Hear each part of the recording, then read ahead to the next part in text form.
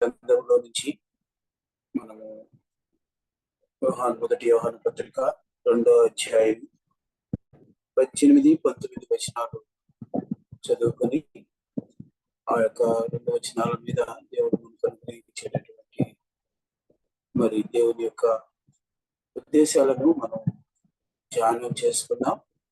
మరి బైబిల్లో ఉన్నవారు దయచేసి మొదటి యోహాను పత్రిక 2వ అధ్యాయం 18-19 వచనాలు చదువుకున్నాం. చిన్నపిల్లలారా, ఇది కడవరి గడియ, క్రీస్తు విరోధి వచ్చునని వింటిరి కదా. ఇప్పుడును అనేకులైన క్రీస్తు విరోధులు బయలుదేరి ఉన్నారు. ఇది కడవరి గడియ అని దీని చేత తెలుసుకొనుచున్నాము. వారు మనలో నుండి బయలు వెళ్ళిరి గాని వారు మన సంబంధులు కారు. వారు మన సంబంధులు అయితే మనతో కూడా నిలిచియుందురు.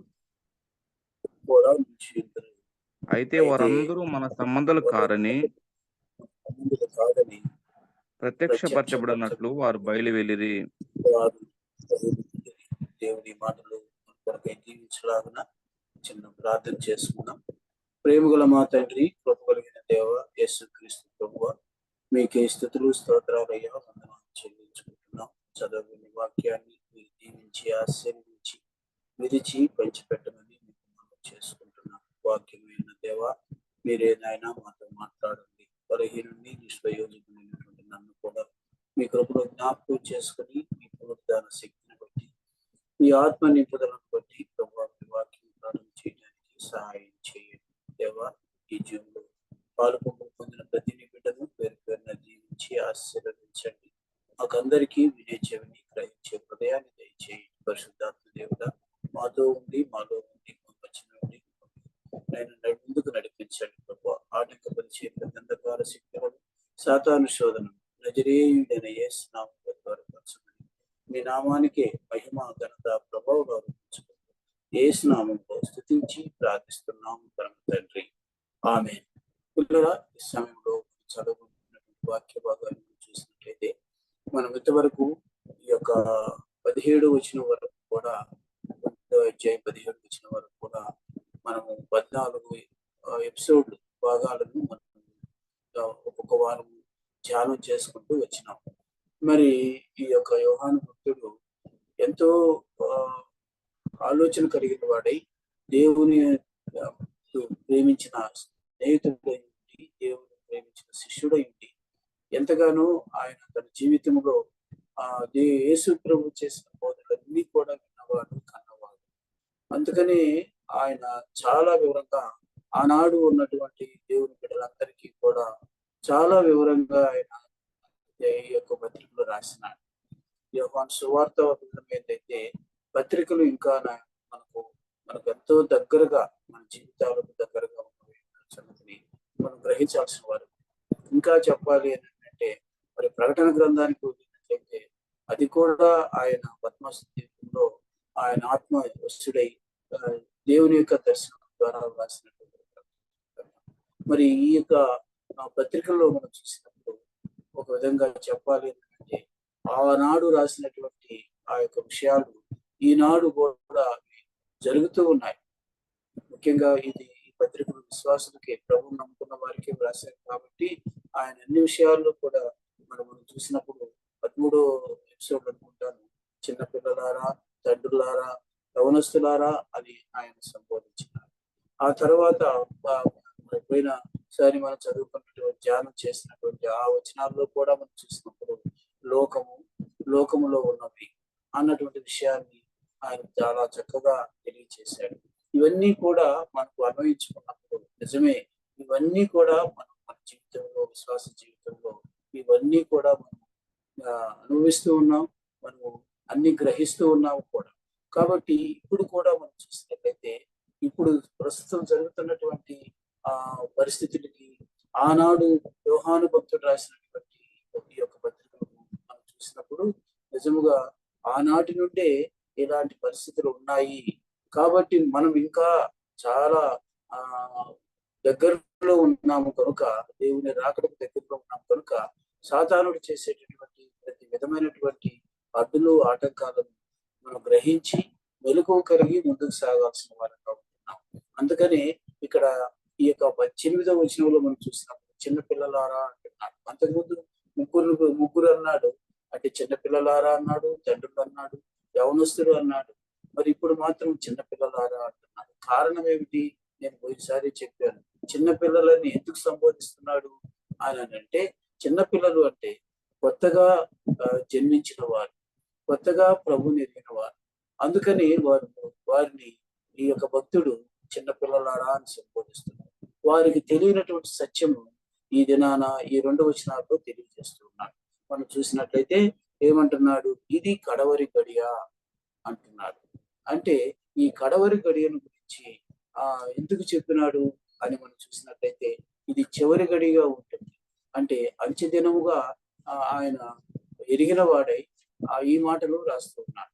కడవరి గడియ అన్న మాట మనకు ఎప్పటికైనా కూడా అది తెలిసి ఉండాలి. ఈ చివరి గడియలో, ఈ కడవరి గడియలో, ఈ అంత్య దినములో మనము ఎంతో జాగ్రత్తగా ఉండాలి అనేది యోహాను భక్తుడి యొక్క ఉద్దేశం. అందుకని ఈ వచనంలోనే 2 సార్లు అంటాడు. చూసినట్లయితే ఇది కడవరి గడియ, క్రీస్తు విరోధి వచ్చునని తెలియ కదా, ఇప్పుడును అనేకులైన క్రీస్తు విరోధులు బయలుదేరి ఉన్నారు. ఇది మరలా అంటున్నాడు చూడండి, ఇది కడవరి గడి అని దీని చేత తెలుసుకుంటున్నాము అంటున్నాడు.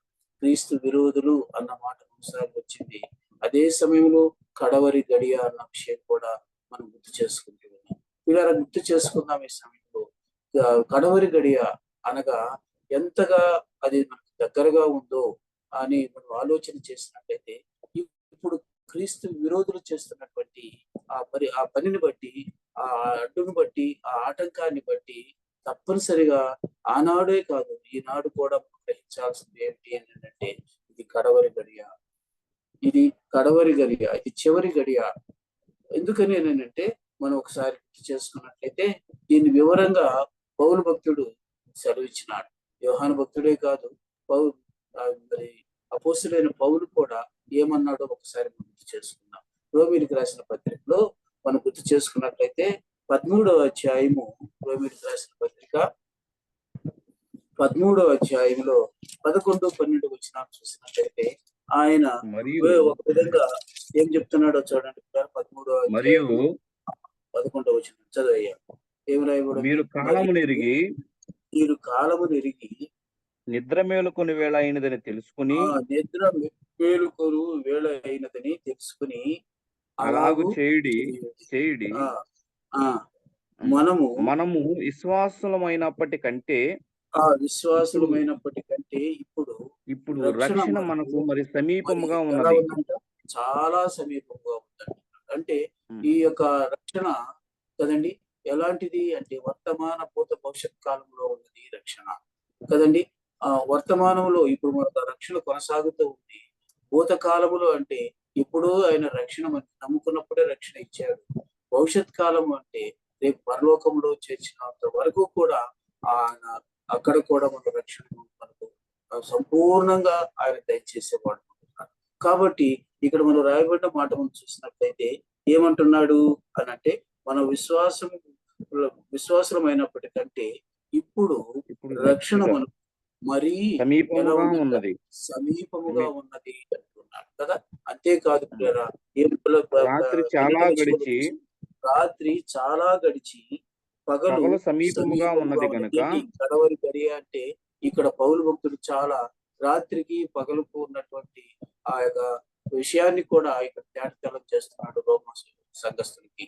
కాబట్టి ఇక్కడ మనం చూసినట్లయితే రాత్రి చాలా గడిచి పగలు సమీపముగా ఉన్నది కనుక మనము అంధకార క్రియలను విసర్జించి తేజస్ సంబంధమైన యుద్ధోపకరణములు ధరించుకుందుము. కాబట్టి ఎందుకని ఈ మాట ఈ హెచ్చరిక చేస్తూ ఉన్నాడు అని అంటే, కడవరి గడి వచ్చింది కనుక. అందుకనే ఆయన అంటాడు, మనం కాలముని ఎరగాలి, నిద్ర మేలుకొని వేళ అయినదని తెలుసుకోవాల్సిన వాళ్ళు అని కదండి. రాత్రిపూట అయితే నిద్రపోవచ్చు, కానీ పగలు సమీపమై ఉన్నదంటే పగలు అనే దానికి మనం గుర్తు చేసుకున్నట్లయితే ఈ కడవరి గడియ, ఈ యొక్క చివరి గడియ చాలా దగ్గరగా ఉన్నదని సంగతిని మనం అందుకనే 12వ వచనంలో రాయబడినప్పుడు రాత్రి చాలా గడిచి కదండి, పగలు సమీపంగా ఉన్నది కనుక మనం ఇంకా మనం లేట్ చేయాల్సిన అవసరం లేదు, ఆలస్యం చేయాల్సిన అవసరం లేదు. కారణం ఏమిటంటే ఇంకా ఉందలే సమయము, అప్పుడు చూసుకుందాములే అని కాదు, కానీ మరి ఇప్పుడు కడవరి గడియలో ఉన్నాం, చివరి గడియలో ఉన్నాం, అంచె దినాల్లో మనం ఉన్నాం. కాబట్టి క్రీస్తు విరోధి చాలా చాలా పనులు చేస్తా ఉన్నారు. కాబట్టి అందుకని ఇక్కడ ఈ రోమా సంఘస్థుడికి ఏం చెప్తున్నాడు అని మనం గుర్తు చేసుకున్నట్లయితే పౌలు భక్తుడు రాత్రి చాలా గడిచి పగలు అయినది. కాబట్టి మనం ఏం చేయాలి అని అంటే అంధకార క్రియలను విసర్జించి ఇంకా చాలా సమయం ఉందలే అన్నటువంటి పరిస్థితుల్లో ఆనాడు ఆ సంఘస్థులు ఉన్నారేమో. అందుకనే ఈనాడు కూడా మనకు ఇది ఒక హెచ్చరికగా ఉంటుంది. ఏమిటి? అంధకార క్రియలను విసర్జించి తేజస్ సంబంధమైన కదండి, తేజస్ సంబంధమైన యుద్ధోపకరణాలు ఏం ధరించుకోవాల్సిన వారుగా ఉంటుంది. ఎందుకని అంటే ఒకసారి మనం ఆలోచన చేసినట్టయితే ఇదే పౌలు భక్తుడు ఎఫెసీయులకు రాస్తూ, ఎఫెసీ సంఘస్థులకు రాస్తూ ఆయన ఈ విషయాన్ని యుద్ధోపకరణాల గురించి ఆయన సెలవిచ్చినాడు. ఏమిటో మనం చూసినట్లయితే ఎఫెసీయులకు రాసిన పత్రిక 6వ అధ్యాయం 10వ వచనం నుంచి మనం చదివినప్పుడు అక్కడ మనం పోరాడేది ఎవరితోనో అక్కడ స్పష్టంగా వ్రాయబడి ఉంది. ఎవరితోనట? ఈ క్రీస్తు విరోధులే. ఎలాగుంటారు అని అంటే మనం చూస్తాం 6వ అధ్యాయం ప్రభు యొక్క మహాశక్తిని బట్టి, ప్రభు యొక్క మహాశక్తిని బట్టి ఆయన యందు బలవంతులై ఉండుడి, ఆయన యందు బలవంతులమై ఉండుడి అంటున్నాడు కదా. మీరు అపవాది తంత్రమును ఎదిరించుటకు శక్తిమంతులగునట్లు శక్తిని బట్టి మనం బలవంతులై ఉండాలి. రాత్రి గడిచి చాలా అయిపోయింది, పగలు సమీపించింది అంటే కడవరి దినాలు వచ్చేసినాయి కదండి, ఆఖరి దినాలు వచ్చేసినాయి, అంచె దినాలు అని ఈ కడవరి దినానికి పేరు పెట్టుకోవచ్చు. కాబట్టి అలాంటి పరిస్థితుల్లో ఉన్నాం కనుక ఇప్పుడు ఏం జరుగుతూ ఉంది అని అంటే చాలా ఘోరమైన పరిస్థితి జరుగుతూ ఉంది. ఆ క్రీస్తు విరోధి ఎంతగా దేవుని పనిని ఆటంకం చేయాలన్న సంగతి మనకు అందరికీ తెలుసు. కాబట్టి మనం గుర్తు చేసుకోవాల్సింది ఏంటంటే ఆయన మహాశక్తిని బట్టి మనం బలవంతులు కావాలి. ఎందుకు అంటే ఇక్కడ మనం చెప్తున్నాడు, చూడండి ఏం చెప్తున్నాడు, మీరు అపవాది తంత్రమును ఎదిరించుటకు ఏం చేస్తున్నాడు? తంత్రములను ఎదిరించుటకు మనం ఏం చేయాలి? శక్తిమంతులం అవ్వాలి. తర్వాత దేవుడి సర్వాంగ కవచమును ధరించుకునుడి, సర్వాంగ కవచమును ధరించుకోవాలి. ఇక్కడ మనం చూసాం, రోమిలకు రాసిన పత్రికలో కూడా మనం చూసాం, తేజో సంబంధమైన యుద్ధోపకరణం కదండి. దానికి దీనికి మనం చూసినప్పుడు నిజమే, అప్పుడు వాళ్ళకి ఆ విధంగా చెప్పాడు. ఇక్కడ ఈ సంఘానికి కూడా సంఘానికి చెప్తున్నాడు. ఇప్పుడు యోహాను భక్తుడు కూడా ఏమంటున్నాడంటే ఈ కడవరి దినాల్లో ఉన్నాం, క్రీస్తు విరోధి ఎన్నో విధాలుగా అతడు ఇబ్బంది పెడుతూ ఉన్నాడు.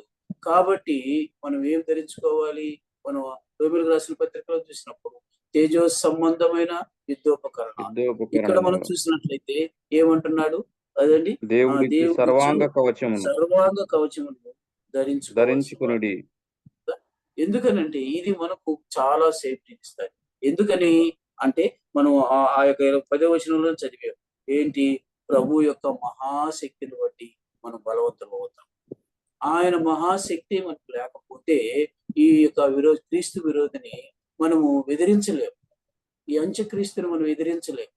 కాబట్టి ఆ శక్తి అనేది దేవుడే మనకి ఇస్తాడు. ఎలా ఇస్తాడు అంటే సర్వాంగ కవచాన్ని, లేకపోతే మనం చూసిన రీతిగా తేజో సంబంధమైన యుద్ధోపకరణాలు ఆ దేవుడు మనకి ఇస్తాడు. కనుక మనం తప్పనిసరిగా దేవుని బిడ్డలైనటువంటి మనం చిన్నపిల్లలారా అని మనల్ని ఆయన పలకరించినాడు అని అంటే నిజమే, అది దేవుని మాటే.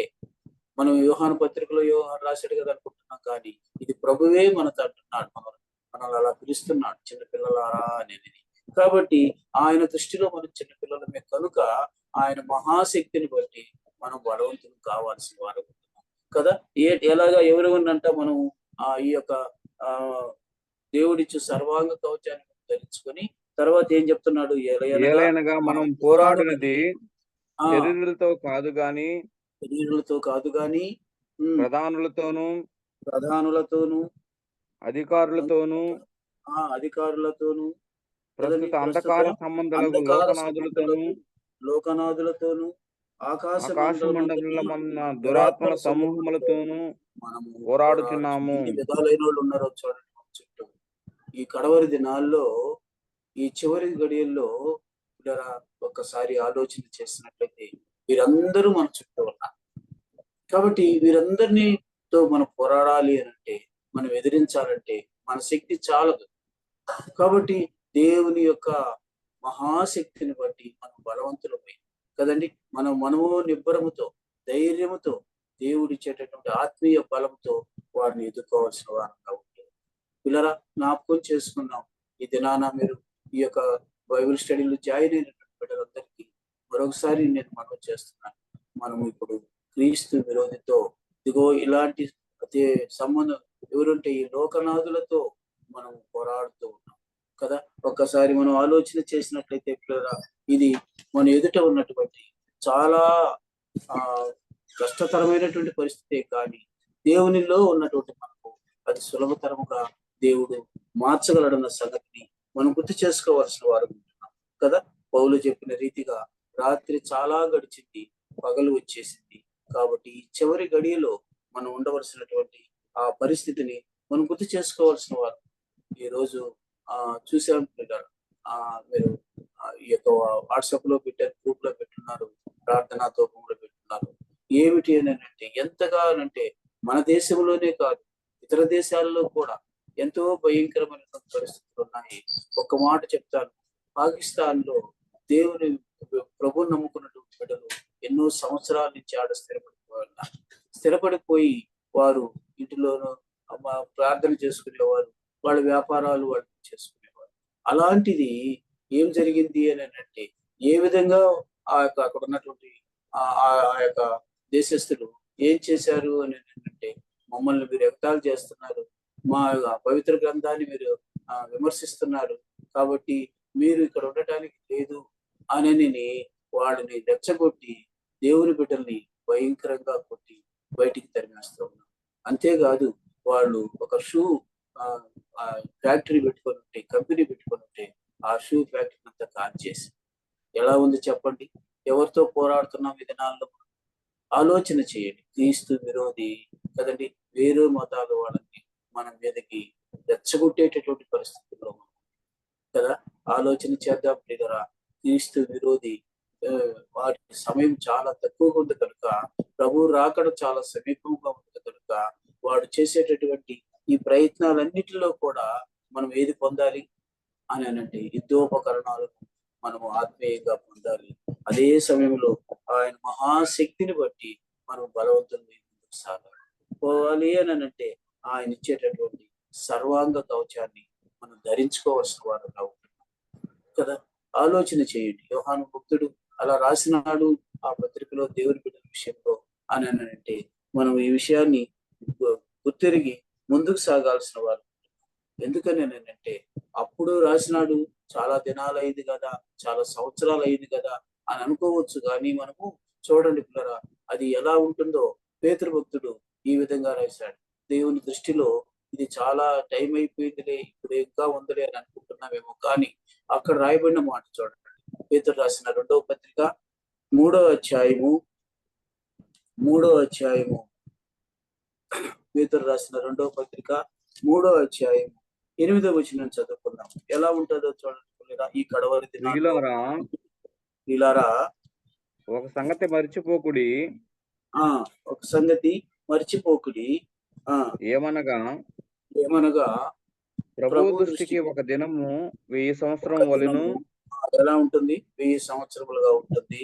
అదే 1000 సంవత్సరాలుగా ఉంటాయి, ఒక దినము ఉంటుంది కదా. ఇక్కడ మనం బేరేజ్ వేసుకున్నట్లయితే, ప్రభు మహాకృపను బట్టి ఇప్పుడు మనం చూస్తే, యేసు ప్రభు ఈ లోకానికి వచ్చి 22,000 సంవత్సరాలు అయింది అనుకోండి. ఈ లెక్క ప్రకారం తీసుకుంటే ఆయన దృష్టిలో ఎంత? 2 దినాలే, అంతేనా? 1000 దినాలు ఒక దినం అయితే 2,000 సంవత్సరాలు 1000 సంవత్సరాలు ఏమన్నాడు?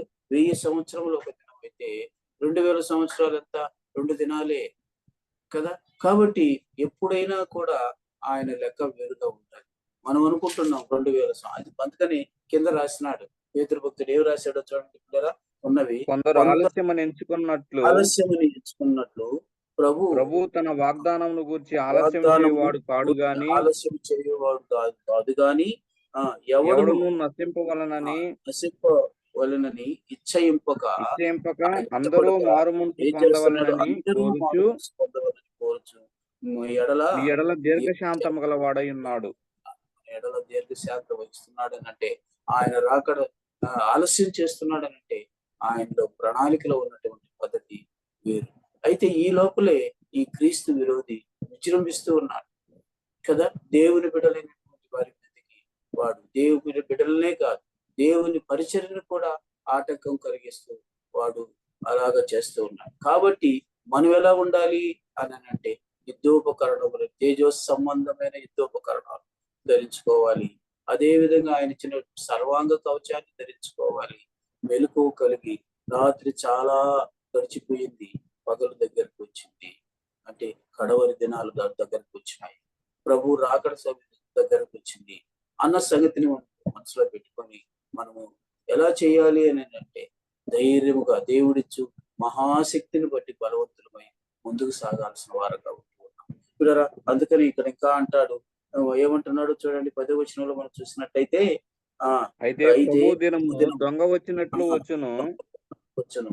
ఆ దినమున ఎలా ఆ దినమున ఆకాశములు మహాధ్వనితో గతించిపోవును, పంచభూతములు మిక్కటమైన వేండ్రములతో లయమైపోవును, భూమియు దాని మీదనున్న కృత్యములను కాలిపోవును.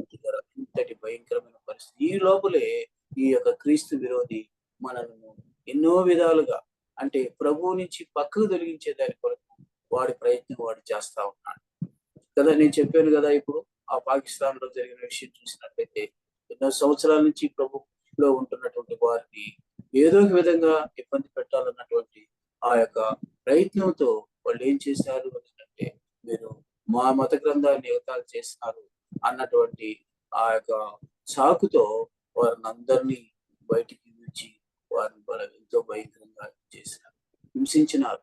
అంతేకాదు వాళ్ళు పెట్టుకున్నటువంటి పెద్ద ఫ్యాక్టరీని కూడా కాల్చివేసినారు. ఎంత భయంకరమైన పరిస్థితి. ఇంకా మన దేశంలో చూద్దామా అంటే ఎన్నో విధాలుగా మనకు ఇవన్నీ కూడా జరుగుతూ ఉన్నాయి. అందుకనే మనం గుర్తు చేసుకోవాల్సింది ఏమిటంటే పౌలు భక్తుడు అంటాడు, ఇవన్నీ కూడా ఇప్పుడు జరుగుతూ ఉన్నాయంటే కొన్ని సంఘటనలు మనం గుర్తు చేసుకోవచ్చు. చూడండి, పౌలు భక్తుడు ఆ దినాన్ని ఏమి రాసినాడు? దశలోనికి రాసిన 2వ పత్రికలో ఈ మాట రాయబడి ఉంది. చూస్తారా ఎలా ఉంటుందో అనంట, ఎలాంటి పరిస్థితి వస్తుందో, క్రీస్తు విరోధి ఎలాగూ అతడు ఇబ్బందులు పెడతాడో ఆ విషయాన్ని అక్కడ రాస్తాడు. చూడండి కదా ఏమి రాశాడో చూడండి. దశలోనికి రాసిన 2వ పత్రిక 2వ అధ్యాయము 3-4 వచనాల్లో చూస్తే అక్కడ రాయబడి ఉంది క్రీస్తు విరోధి ఎలాగో వేస్తాడో అక్కడ రాయబడి ఉంది. చూడండి ఏమంటున్నాడు? మొదట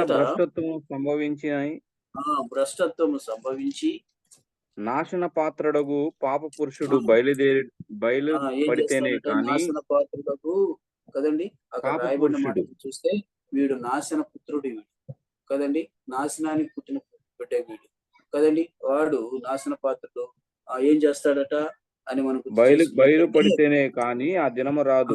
వాడు బయలుపడితేనే కానీ ఏం జరగదు, ఆ దినము రాదు, ఆ దినము రాదు. అంతేకాదు కదండి, ఏది దేవుడు పాప పురుషుడు కూడా ఉన్నాడు. చూడండి అక్కడ ఏం రాయబడి ఉంది అని మనం చూస్తే అక్కడ రాయబడి ఏది దేవుడు అనబడునో కదా, ఏది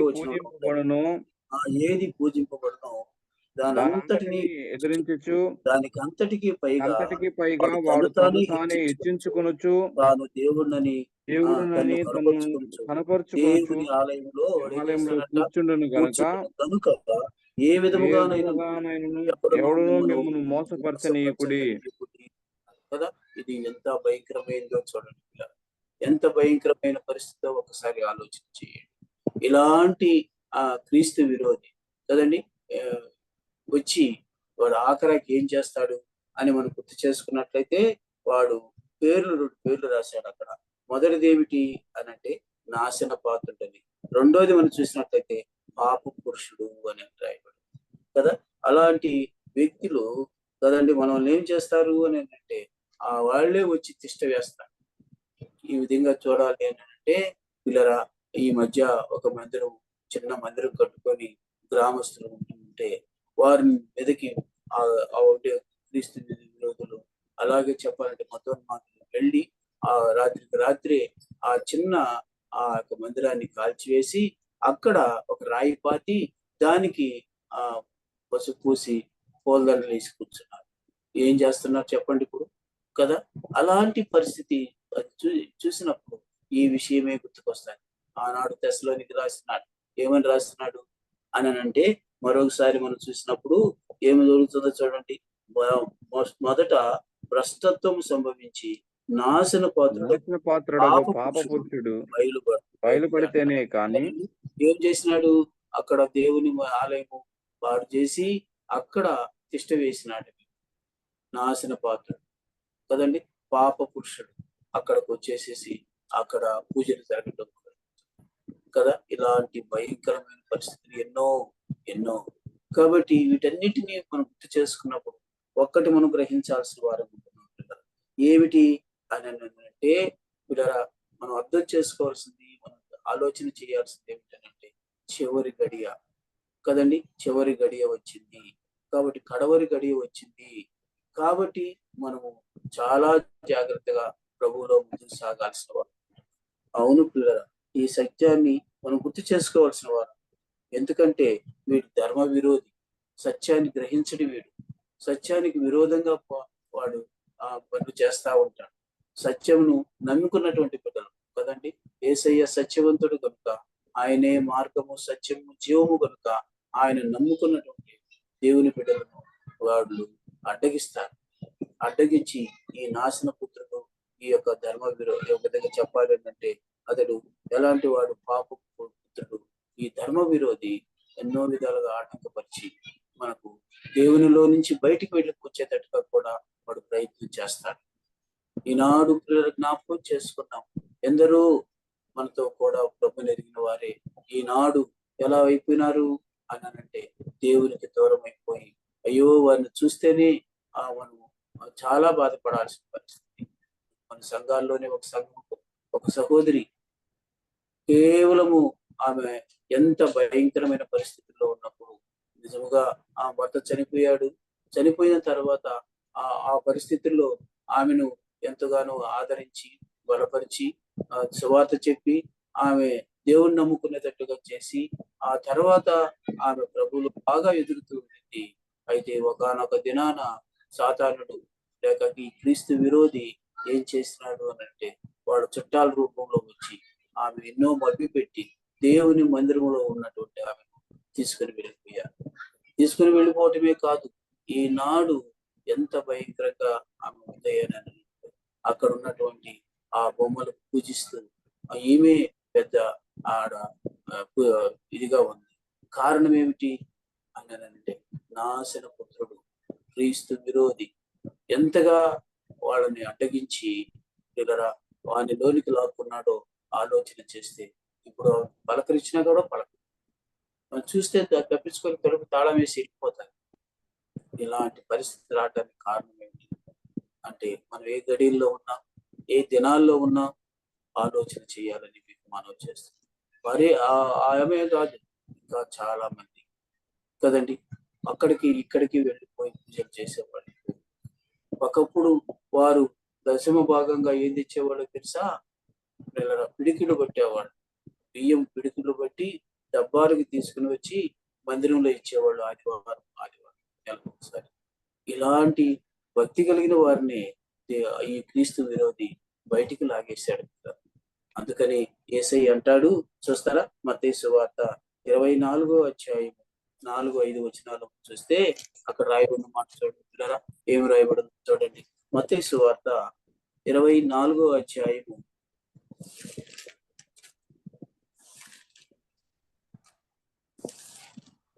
4-5 వచనాలు. యేసు వారితో యేసు ఇట్లనెను, ఆ, ఎవడునూ మిమ్మును మోసపరచకుండా యేసుక్రీస్తు చూచుకొనుడి. వారితో ఇట్లా నేను ఏమన్నాడు? ఎవడునూ మిమ్మును మోసపరచకుండా చూచుకొనుడి. ఎవడును మిమ్మును మోసపరచకుండా చూచుకొనుడి. చూచుకొనుడి.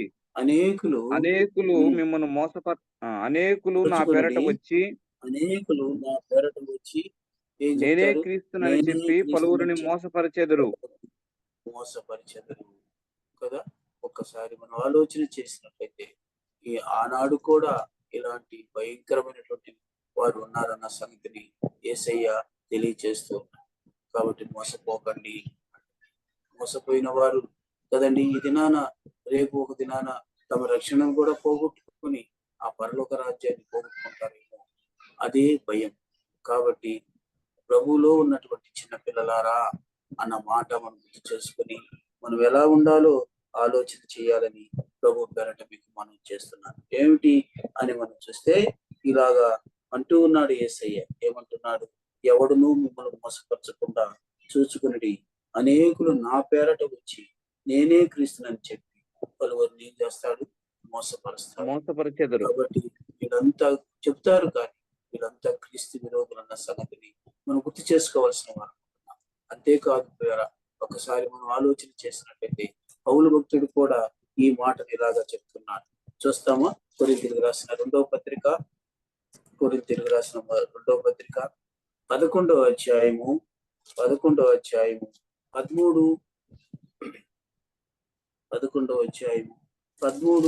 నుంచి చదువుదాం. ఏం రాయబడిందో చూడండి. ఏలయనగా అట్టివారు క్రీస్తు యొక్క అపోస్తలుల వేషం ధరించుకుని వారై ఉండి దొంగ అపోస్తలులను మోసకాండ్రగు పనివారునై ఉన్నారు. ఇది ఆశ్చర్యం కాదు. సాతాను తానే వెలుగుదూత వేషం ధరించుకుంటున్నాడు కనుక వారి పరిచారకులను నీతి పరిచారకుల వేషము ధరించుకున్నట గొప్ప సంగతి కాదు. వారి క్రియలు చొప్పున వారి కంతము కలుగును. కాబట్టి మనం ఆలోచన చేయాల్సిన వాడు ఈ కడవరి గడియలో కదండి, ఈ చివరి గడియలో, ఈ అంచె దినాల్లో ఇలాంటి క్రీస్తు విరోధులు వచ్చినప్పుడు, అపవాది సంబంధులు వచ్చినప్పుడు మనం చాలా జాగ్రత్తగా ఉండాలని సంగతిని మనం గుర్తు చేసుకోవాల్సిన వారు కదా. మా ఎవరిని, దేవుని బిడ్డల్ని కూడా, దేవుని సేవ చేసే వాళ్ళని కూడా లాగేస్తారు. దేవుని సేవకులమనే వస్తారు. అలాగా ఎన్నో విధాలుగా మనల్ని మోసపుచ్చేదానికి ఆస్కారం ఉంది కనుక ఇవన్నీ కూడా మనం తెలుసుకొని మనం ముందుకు సాగాల్సిన వారంగా ఉంటున్నాం. కాబట్టి పిల్లరా, ఈ 18వ వచనంలో మనం చూసినట్లయితే కడవరి గడియ అన్న మాట 2 సార్లు, క్రీస్తు విరోధి అన్న మాట 2 సార్లు వచ్చింది. ఇప్పుడు 19వ వచనం చదువుకుందాం. అక్కడ రాయబడిన మాట చూద్దాం. ఏమి రాయబడిందో చూడండి. మొదటి యోహాను వారు మనలో నుండి బయలు వెళ్ళారు గాని, చూడండి ఏమి రాయబడిందో. ఇక్కడ చూస్తే 19వ వచనంలో వారు మనలో నుండి బయలు వెళ్ళిరు కానీ వారు మన సంబంధులు కాదు. వారు మన సంబంధాలైతే మనతో కూడా నిలిచియుందురు కదా. నేను ఇందాక చెప్పిన సందర్భం చూడండి. ఇక్కడ యోహాను భక్తుడు ఖచ్చితంగా చెప్పేస్తున్నాడు, మనలో నుంచి బయటికి వెళ్ళినారు అని అంటే ఇక వారు మన సంబంధులు కాదు. ఇంకేమంటున్నాడు? ఇంకేమందరూ సంబంధులు అయి మన సంబంధులు అయి ఉంటే మనతో కూడా నిలిచియుందురు. అయితే వారందరూ మన సంబంధులు కారని ప్రత్యక్షపరచబడినట్లు వారు బయలు వెళ్ళిరి. వారు ఏమైపోయినారు? బయటికి వెళ్ళిపోయినారు కదా. ఇది తేటతెల్లం చేస్తా ఉన్నాడు దేవుని వాక్యం. నిజమే, మనతో కూడా ఉంటే అది మన సంబంధులు, మనం క్రీస్తు సంబంధులు. కానీ ఇప్పుడు ఎలాగైంది అని అంటే వారు అక్కడికి వెళ్ళిపోయారు, క్రీస్తు నామానికి అవమానకరంగా బతుకుతూ ఉన్నారు కదా. ఒక్కొక్క కుటుంబాన్ని, వెళ్ళిపోయిన కుటుంబాన్ని గుర్తు చేసుకున్నప్పుడు ఒక్కోసారి ఎంతో బాధ వేస్తారు. ఎంతగా వీరి కోసం ప్రార్థన చేశాం, ఎంతగా వీరి కోసం ప్రయాసపడ్డాం, ఎంతగా వీరిని ఆదరించాం, బలపరిచాం.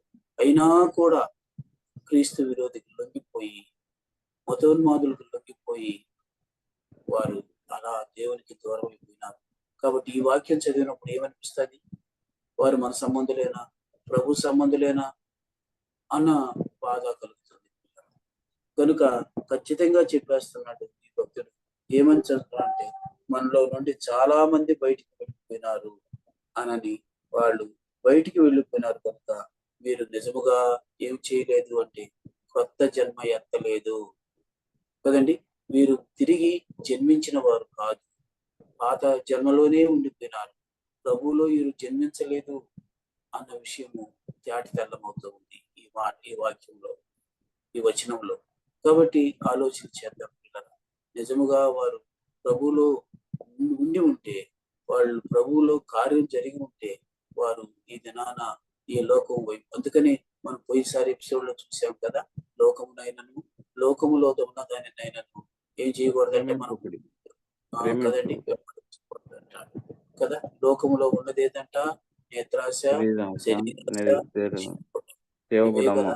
వాటికి బానిసలైపోయినారు, వాటిని ఎరబెట్టాడు ఈ క్రీస్తు విరోధి.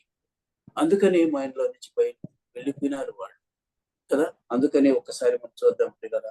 ఈ మాట మనం గుర్తు చేసుకున్నట్లయితే అపోస్తుల కార్యాల్లో పౌలు భక్తుడు చెప్తూ ఉన్నాడు. చూస్తారా? అపోస్తుల కార్యాలు 20వ అధ్యాయము 28వ వచనం నుంచి చదువుకుందాం. అక్కడ రాయబడిన మాట చూడండి, ఏం రాయబడుతుందో చూడండి. అపోస్తుల కార్యాలు 20వ అధ్యాయం 28వ దేవుడు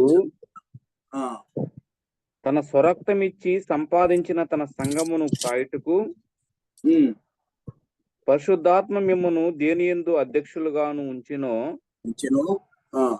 ఆ యావత్తు మందును గూర్చియు నీ మట్టుకు మిమ్మల్ని గూర్చి జాగ్రత్తగా ఉండుడి కదండి. ఎంత స్పష్టంగా పౌలు భక్తుడు చెప్తున్నాడు చూడండి పిల్లరా. ఏమని చెప్తున్నాడు? తన స్వరక్తం ఇచ్చి సంపాదించిన తన సంఘమును కాయుటకు పరిశుద్ధాత్మ మిమ్మల్ని కదండి దేని యందు అధ్యక్షునిగా ఉంచెనో ఆ యావత్తు మందును కూర్చి మీ మట్టుకు మిమ్మల్ని కూర్చి జాగ్రత్తగా ఉండండి అంటున్నాడు. కాబట్టి సేవకులుగా, దేవుని పరిచర్య చేసేవారుగా, దేవుని పనివారంగా మనం ఉన్నప్పుడు, జత పనివారంగా ఉన్నటువంటి మనం ఎంత జాగ్రత్తగా ఉండాలో ఒక్కసారి ఆలోచన చేయండి. నాకెందుకులే, నా మట్టుకు అన్నటువంటి సంగతి కాదు, కానీ ఇక్కడ యావత్ మందును గురించి మనం జాగ్రత్త పడాలి. మనం కూడా జాగ్రత్త పడాలి. ఎందుకనేనంటే ఆయన స్వరక్తం ఇచ్చిపోయినటువంటి, ఆయన సొత్తైనటువంటి ప్రజలు మనం. కాబట్టి ఈ మాట చెప్తూ ఉన్నాడు. అంతేకాదు, ఇంకా చదువు కిందకు తగినట్లయితే 29 వెళ్ళిపోయిన తర్వాత చూడండి, పౌలు భక్తుడు ఏం చెప్తున్నాడో చూడండి. నేను వెళ్ళిపోయిన తరువాత తోడేళ్లు మీలో ప్రవేశించినని కదండి. ఎవరు ప్రవేశిస్తారు? ఎవరంటారు? ప్రవేశించునని నాకు తెలియను. వారు ఏం చేయరు? వారు మందను కనికరింపరు. అలాంటి స్థితి దేవుని బిడ్డలైనటువంటి సేవకులుగా, దేవుని పరిచారకులుగా మనం ఉన్నాము కనుక మన బాధ్యత గుర్తెరగాలి. ఎందుకనంటే ఈ యొక్క తోడేళ్లు లాంటి వారు జరబడ్డారు అని అంటే వారి వలన దేవుని యొక్క సంఘానికి, దేవుని బిడ్డలకు, దేవుని మందకు చాలా భయంకరమైన ప్రమాదం ఉంటుంది కనుక కడవరి దినాల్లో, చివరి గడియల్లో మనం ఉన్నాము కనుక పిల్లలు ఇది గమనించాల్సిన బాధ్యత మనందరి మీద ఉందన్న సంగతిని మనం గుర్తెరగాల్సిన వారు ఉంటున్నాం. అందుకే కాదు, వాళ్ళు కనికరింపరు. మరియు ఏమంటున్నాడు? శిష్యులను తమ వెంట ఏం చేస్తారంట? ఈడ్చుకొని పోవాలని వంకర మాటలు బయలుదేరతారు. చూడండి పిల్లరా, పౌలు భక్తుడు ఎంత బాధతో, ఆయన వేదనతో ఈ మాటలు చెప్తున్నాడు. ఒకసారి ఆలోచన చేసినట్లయితే మనం కూడా ఈ పౌలు లాంటి వేదన, బాధ కలిగి మనం దేవుని బిడ్డలుగా, దేవుని పరిచారకులంగా, దేవుని సేవకులంగా మనం చేయాల్సినటువంటి బాధ్యత మనం చేయాల్సిన వారు కనుకనే పిల్లలు గుర్తించుకున్నాను. నాకేముందులే, నాకు ఆ బాధ్యత లేదనుకోకు. నువ్వు దేవుని బిడ్డవై ఉన్నావు, విశ్వాసివై ఉన్నావు కదా. కాబట్టి నీకు ఆ బాధ్యత దేవుడు అప్పగిస్తూ ఉన్నాడు, నాకు అప్పగిస్తున్నాడు, మనందరికీ అప్పగిస్తూ ఉన్నాడు. ఏమిటి అని వారు కనికరింపులు కనుక మనము చాలా జాగ్రత్తగా ఉండాలనేది ఆ యొక్క దేవుని ఉద్దేశం. అందుకనే ఈ దినాన ఈ వాక్యం ద్వారా మనల్ని హెచ్చరిస్తున్నాడన్న సంగతిని గుర్తు చేసుకోవాల్సిన వారు లేదా ఈ సంగతిని గుర్తు చేసుకుని ముందుకు సాగాలి. ఈ దినాల్లో ఆ 19వ వచనంలో కూడా మనం చూసినట్లయితే మనలో నుండి చాలా మంది వెళ్ళిపోయినారు, వెళ్ళిపోయినారు కదా. వాళ్ళ పరిస్థితి ఎంత ఘోరంగా ఉంటుందో ఆలోచన చేసి ఇకనైనా కూడా మన మందలో నుంచి సాతానుడు క్రీస్తు విరోధి లాక్కోపోకుండా ఉండేదాని కొరకు మనం జాగ్రత్త వహించాల్సిన బాధ్యత మనందరి మీద ఉందన్న సంగతి గుర్తు చేసుకోవాల్సిన వారు ఉంటున్నాం. అందుకని పౌలు భక్తుడు మరొక దగ్గర ఈ మాట చెప్తున్నాడు. హెబ్రీయులకు రాసిన పత్రిక 10వ అధ్యాయము హెబ్రీయులకు రాసిన పత్రిక 10వ అధ్యాయము 36వ వచనం నుంచి చదువుకున్నాం పిల్లల. ఏం రాయబడిందో చూడండి. దేవుని చిత్తమును నెరవేర్చిన వారై, మనము దేవుని చిత్తము నెరవేర్చిన వారమై వాగ్దానము పొందు నిమిత్తము మీకు ఓరిమి అవసరమై ఉన్నది. ఓర్పు అవసరమై ఉన్నది. ఇక కాలము బహు కొంచెముగా ఉన్నది. వచ్చుచున్నవాడు ఆలస్యం చేయకవచ్చును. నా ఎదుట నీతిమంతుడైన వాడు విశ్వాసం మూలముగా జీవించును గాని అతడు వెనుక తీసిన యెడల అతని యందు నా ఆత్మకు సంతోషం ఉండదు. అయితే మనం నశించుటకు వెనక తీయు వారము కాము, కానీ ఆత్మను రక్షించుకొనుటకు విశ్వాసం కలిగిన వారమై ఉన్నాము కదా. ఆత్మను రక్షించుకోవాలి కదండి. మన ఆత్మను రక్షించుకోవాలి. అనేక నశించిపోయే ఆత్మను రక్షణార్థం కూడా మనం బ్రతకాల్సిన వారు. అందుకని ఇక్కడ మనం చూసినట్టు ఆత్మను రక్షించుటకు విశ్వాసం కలిగిన వారమై మనం ఉన్నాము. ఎందుకనేనంటే ఇక కాలము బహు కొంచెముగా ఉన్నది, వచ్చుచున్నవాడు ఆలస్యం చేయకవచ్చును. నా ఎదుట నీతిమంతుడైన వాడు విశ్వాసం మూలముగా జీవించును అన్న దేవుని మాట ప్రకారం మనం వెనుక తీసిన యెడల అతని యందు దేవుని ఆత్మ ఉండదు కనుక అలాంటి పరిస్థితి మనకు రాకుండా ఉండేటట్లు మనం ముందుకు సాగాల్సిన వారు. ఎంత స్పష్టంగా పౌలు భక్తుడు ఈ మాటలు చెప్తున్నాడో చూడండి. మీరు దేవుని చిత్తమును నెరవేర్చిన వారై వాగ్దానం పొందిన నిమిత్తము మనకేం కావాలంట? ఓర్పు అవసరమై ఉన్నది కదండి, నిరీక్షణ అవసరమై ఉన్నది, ఎదురుచూపు అవసరమై ఉన్నది. మనం కనుక ప్రియులారా మనము ఎల్లవేళలా ప్రభు రాకడ కొరకు ఎదురు చూస్తూ నిరీక్షణ కలిగిన వారమై, ఓర్పు కలిగిన వారమై, ప్రభువా రమ్ము అన్నటువంటి స్థితిలో మనం ఉంటూ ముందుకు సాగాల్సిన బాధ్యత మనందరి మీద ఉందన్న సంగతిని మనం గుర్తిరిగి ముందుకు సాగదాం.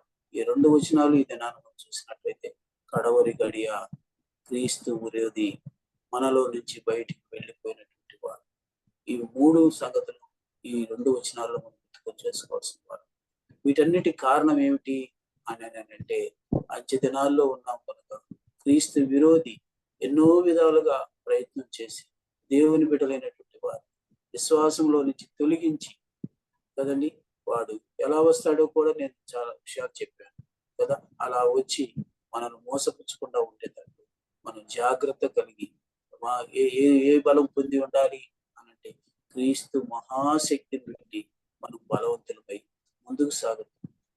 తేజో సంబంధమైన యుద్ధోపకరణములు ధరించుకొని కదండి, సర్వాంగ కవచం ధరించుకొని మనం క్రీస్తు విరోధిని ఎదిరించాల్సిన బాధ్యత మనందరి మీద ఉందన్న సంగతిని మనం గుర్తిరిగి ముందుకు సాగాలని ప్రభు పేరట మీకు మనవి చేసుకుంటూ ఈ వాక్యము నేను ముగించుకుంటున్నాను. ఈ కొద్ది వాక్యాన్ని దేవుడు దీవించి ఆశీర్వదించలాగా ప్రార్థన చేసుకుందాం. మరి ఓవర్ టు మరి సిస్టరు.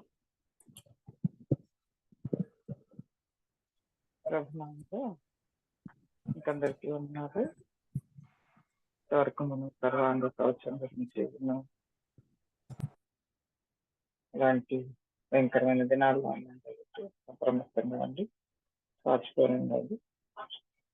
మనం పోరాడేది శరీరం కాదు కాబట్టి జాగ్రత్త పడి కొరకంగా ఉండాలి. అవి ఏది కూడా ఒక ఆయుధం కూడా మనం పోగొట్టుకోకుండా ఉండాలి. హెచ్చరించబడ్డాం. చాలా ఉదాహరణలు మనకు రియల్ గా జరుగుతున్నాయి. చాలా అట్లాంటి కష్ట పరిస్థితుల్లో మనం ఉన్నాం కాబట్టి ప్రభు ఆజ్ఞను మనం నెరవేర్చు, మనుషుల మాటలు కంటే ప్రభు రీతిగా మనం యొక్క స్పిరిచువల్ వార్ఫేర్, ఆత్మీయ యుద్ధంలో పాల్గొని మన ప్రభు విజయుడు కాబట్టి ఆ విజయంలో మనకు బాగా ఉంది. మనం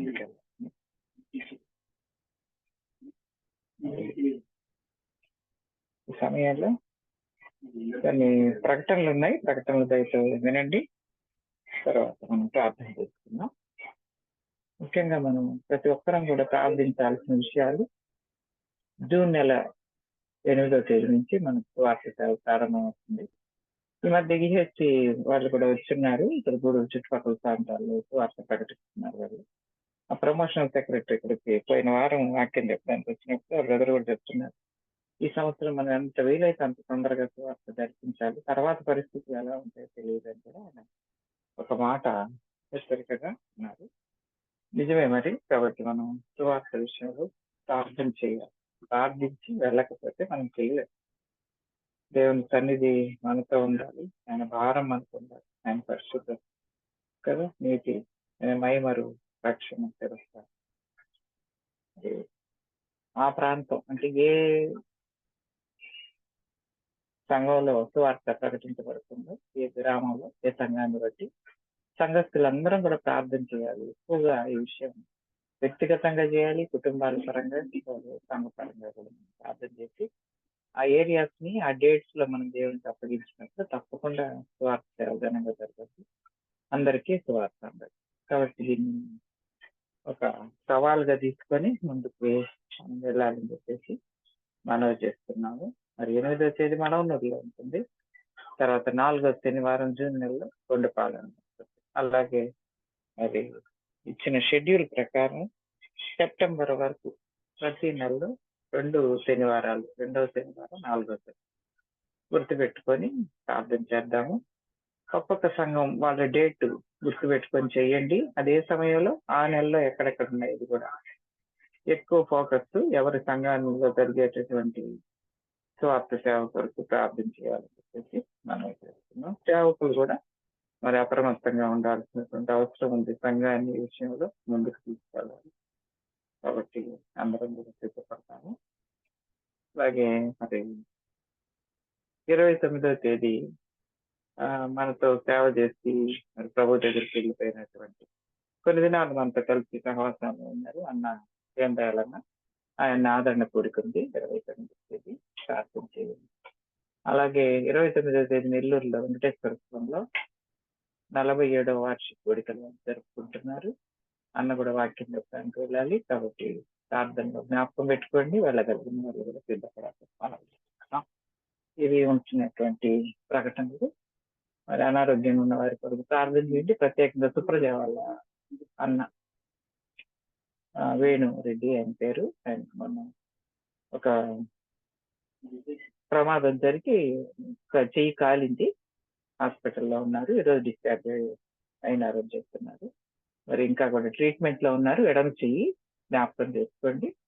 మరి వేణు రెడ్డి గారి ఇంకా మన సంఘాల్లో ఉండే చిన్నపిల్లల కొరకు, యూత్ కొరకు ప్రత్యేకంగా ప్రార్థన చేయండి. అలాగే వృద్ధుల కొరకు కూడా ప్రార్థన చేయండి. కొంతమందికి రిజల్ట్స్ వచ్చాయి స్టూడెంట్స్, కొంతమందికి ఇంకా రావాల్సి ఉంది, వాళ్ళ కొరకు కూడా ప్రార్థన చేయండి. పరీక్షలు ఇంకా రాసే వాళ్ళు కూడా ఉన్నారు, ఉద్యోగస్తులు, వ్యాపారస్తులు. ఒక్కొక్కరిని జ్ఞాపకం చేసుకొని ప్రార్థనలో మరి ముందు కూడా జ్ఞాపకం చేసుకోవాలని మనవి చేస్తున్నాం. ఇవి స్థూలంగా ఉంటున్నటువంటి ప్రకటనలు. మరి సమయంలో మన మధ్యలో ఉండే ప్రేయర్ ప్రేమరాజు అన్న చేస్తారా? ఆకాష్ చేయండి. ప్రార్థనలో అంశాలను కూడా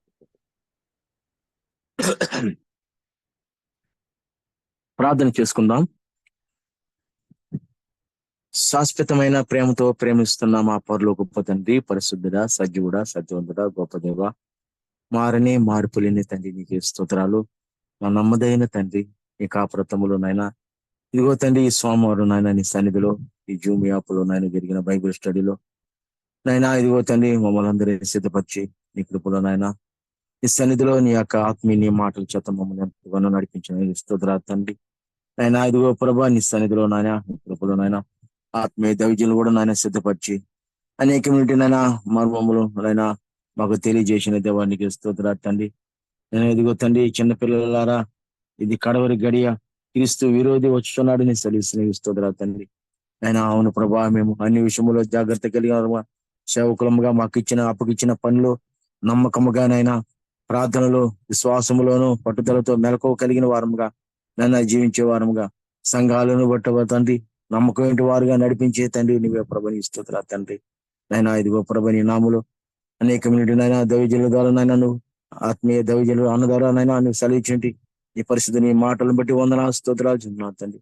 ఈ జూమ్ యాప్ లో పొందిన ప్రతి ఒక్కరిని దర్శించినైనా ప్రతి ఒక్కరు కూడా హితబడి నీ మాటలు విన్నా నీ మాటలు వారి హృదయాలు నైనా నేను ఈ నామలో నెమరు వేసుకున్నందుకు సహాయం చేయతండి. దేవానికి స్తోత్రాలు చెప్తున్నాను తండ్రి. నైనా వాక్యం రెఫరెన్స్ చదివిన దాసుని కూడా దీవించి బలపరచు ప్రభా, నీకు స్తోత్రాలు. నైనా నీ కృపలో నైనా ప్రతి ఒక్కరిని జ్ఞాపకం చేసుకో తండ్రి, నీకు స్తోత్రాలు తండ్రి. ఆత్మీయ దైవజను నాన్నగారి కుటుంబాన్ని దేవుని బట్టి నీకు స్తోత్రాలు తండ్రి. మిక్కిలుగానే అన్నగారి తల్లిని కూడా దర్శించిన వృద్ధాపంలో ఉంది, ఆమెకు మంచి ఆరోగ్యం దయచేయమని తండ్రి. దేవానికి స్తోత్రాలు. ప్రతి ఒక్కరు నైనా ఇదిగో ప్రభా నీ నామంలో మా యొక్క 8 సంఘాలు కుటుంబాలను బట్టి వందనాలు స్తోత్రాలు తండ్రి. నైనా ఈ సంవత్సరంలో నైనా ఇదిగో ప్రభా మరి రాబోయే నైనా రేపు నెల 8వ తేదీ నుండి మడు నుండి నైనా సత్య సువార్తను ప్రకటించుటకు నైనా అన్ని ఏర్పాట్లు సిద్ధపరచు ప్రభా. కరపత్రం పంచుటకు బైబుల్ పంచుటకు మమ్మల్ని అందరూ నైనా నువ్వు సిద్ధపరచునైనా అనేక మంది నశించిపోయే వారికి నీ సత్య సువార్త ప్రకటించుటకు నైనా మమ్మల్ని నీ పనిముట్లుగా వాడుకోమని వేడుకుంటున్నాం తండ్రి. దేవానికి వందనాలు స్తోత్రాలు నైనా దయించి కనుకరించినైనా అలాగే బేస్తారం జరిగినైనా యవనస్తులు కూడికను కూడా ఈ కృపలో సిద్ధపరచమని వేడుకుంటున్నాం తండ్రి. నాయన నీకు వందన స్తోత్రాలు చెల్లుకున్నాం తండ్రి. కనుకరించి దయ చూపుతండి. ఇలాగనైనా ప్రతి పరిచయం బట్టి స్తోత్రాలు. నైనా మా యొక్క 8 సంఘాలు జరిగే వారపు కూడికలు కూడా నైనా ఇదిగో తండ్రి సంఘ పరిచయనైనా దీవించి నడిపించి నీకు అప్పగించుకుంటూ ఇదిగో నైనా ఈ యొక్క రాత్రినైనా ఈ జూమ్ యాప్ లో పాల్పొలు పొందిన ప్రతి ఒక్కరు కూడా నీ కృపలో నీ పరిశుద్ధ ఆత్మతో నడిపించమని బలపరచమని అప్పగించుటూ నీ కృపను కోరుకుంటూ యేసు నామములో ప్రార్థన చేసి స్తుతించి అడిగి వేడుకుంటున్నాం తండ్రి. ఆమేన్. ఆమేన్. వందనాలన్నా. మరి ప్రత్యేకంగా ఈ బేస్త వారం వచ్చిన ప్రకటన మర్చిపోయాను. యూత్ మీటింగ్ కాకుండా చివరి వారంగా పాటలు పాడే కార్యక్రమం ఉంటుంది.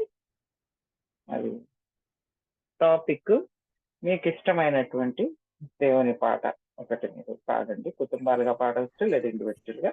ఈ గురువారం పాటలు పాడుతున్నాం, దేవుని యొక్క గీతాలు మరి పాడాలని మనవి చేస్తున్నాం. తర్వాత వారం యూత్ మీటింగ్ ఉంటుంది. ఇవి ఇందులో ఉన్నటువంటి అంశాలు. మరి సమయంలో ప్రార్థనలు చేసిన వారి కొరకు, అలాగే వాక్యం చెప్పిన అన్నకు వందనాలు, వాక్యం చదివిన వారికి కూడా వందనాలు. సమయంలో అందరికి వందనాలు చెప్పుకొని మనం ముగించుకున్నాం. చిన్ని పుజ్జమ్మ అన్న వందనాలు, అలాగే జయరామయ్య వందనాలు, వందనాలు, నందిని పద్మజ వందనాలు, పీటర్ పాల్ వందనాలు, ప్రేమరాజన్న వందనాలు, సలోమి వందనాలు, స్వరూపరాణి వందనాలు, మరి వాణిమ్మ వందనాలు, ప్రేమల వందనాలు, అందరికీ వందనాలు చూపిస్తున్నాం. యషి అన్న వాళ్ళు ఊరికి వెళ్ళినట్టున్నారు కదా జయరామయ్య. మరి అన్న వాళ్ళ ప్రయాణం కొరకు కూడా ప్రార్థన చేయండి. అందరికి కూడా ప్రభునామాలు వందనాలు చెల్లిస్తూ పంపించుకున్నాం. Thank you.